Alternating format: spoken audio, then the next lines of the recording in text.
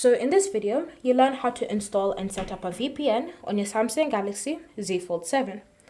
So the first step is to open the Google Play Store, and then you want to search for the VPN that you're going to be using.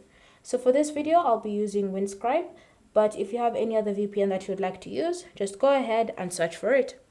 Next, you're going to just select the VPN from the list of options and tap on install and wait for it to be downloaded onto your Z Fold 7.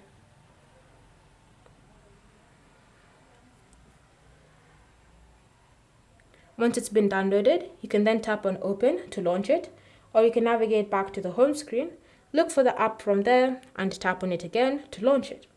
Once you've launched the VPN, you then need to continue either with signing in or signing up. So just go ahead and continue with the login process. And once you've successfully logged in,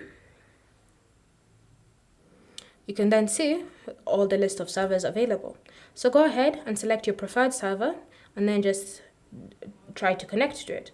From here, when you're going through the connection process, you will be prompted by your system to give your VPN access to it. So just tap on OK and then select allow for notifications so that you can be able to keep track of the VPN connection from the comfort of your notification center. Then from here, go ahead and try to reconnect again.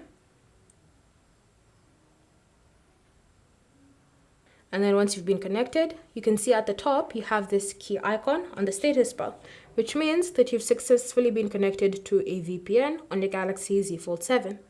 If you want even more settings that you can use to customize the VPN on your Z Fold 7, then what you're going to do is just navigate to settings. Under settings, you're going to tap on connections, and then you're going to select more connection settings.